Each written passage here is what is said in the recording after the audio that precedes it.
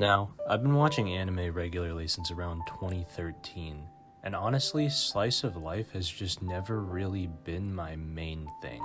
It's typically a genre that I turn to when I need a break from the intensity of other series I'm currently invested in within that moment. And with the massive onslaught of intense, flashy new titles that were thrown at us during the fall 2022 anime season, I found myself really needing that break. Only a handful of true slice-of-life anime or manga have really been able to impress me enough for me to think of them among my favorites when I reflect on all the new stuff I watched or read that year. So it's really surprising for me to look back on Bocchi, The Rock, and not only consider it as one of my favorite shows from this year, but one of my favorite shows that I've ever seen. When I think about what makes anime my go-to form of television over a lot of live-action shows, it's usually related to the ability to portray things in animation that you normally wouldn't be able to portray with live-action actors. This is especially noticeable with action shows such as Attack on Titan, but is an advantage typically non-existent in the slice-of-life genre.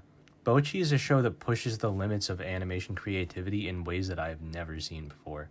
A large part of the show's humor revolves around our main character, Bocchi, who I'll get to later, and exaggerated portrayals of her social anxiety done through a combination of multiple art styles and mediums that transition between each other both completely seamlessly and with a complete level of ridiculous genius. Although this method may not be completely unique, I've hardly ever seen it done with as much frequency and finesse as in Bocchi.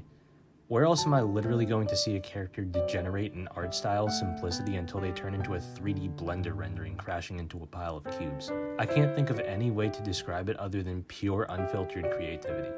I think a lot of credit also has to be given to Bocchi's voice actress Yoshino Aoyama, whose over-the-top performances are always somehow able to match the insanity of the animation of the ongoing bit. That being said, these animation antics work because they are elevating the underlying jokes of the hyperbolized relatability of our main character, Hitori Goto, aka Bocchi, and her crippling social anxiety. I think the medium of anime's main Achilles heel, at least among Western audiences, is that anime comedy typically doesn't translate over super well. With SOL comedy, a lot of humor is based on how relatable a character is. And with 2D characters, there's always going to be a bit more of a barrier. The level of social anxiety portrayed by Bocchi is not something that I'm sure everyone is going to relate to, but for me personally, it is by far the most relatable portrayal that I have ever seen.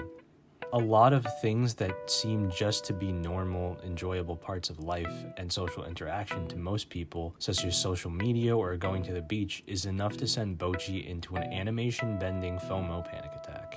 Just like the other characters around her, I think this is something that a lot of people are gonna find pretty hard to understand, but at multiple times in my life growing up, I've gone through very similar things.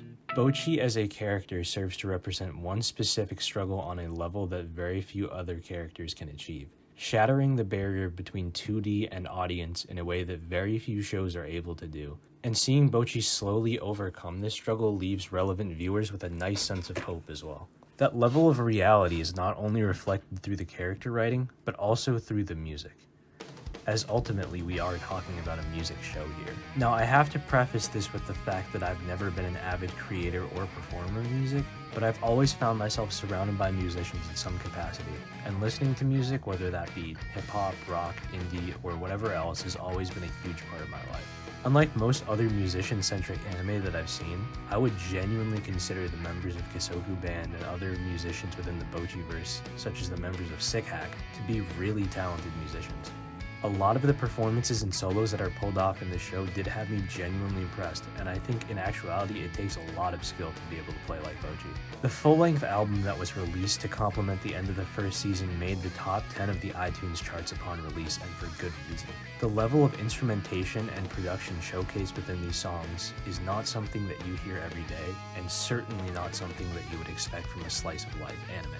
I personally find myself listening to songs from the show such as the OP Station Complex and Guitar Loneliness and the Blue Planet a lot more than I had expected to. Regardless, overall, whether you're a big music person or not, no matter how bad your social anxiety is if you have it, and even whether you are a slice of life person or not, I highly recommend you try this show out.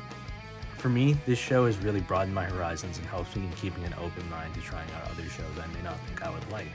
And if you do decide to check it out, I hope you also find it to be a breath of fresh air, just like I did. Thank you for watching. Stay tuned for more.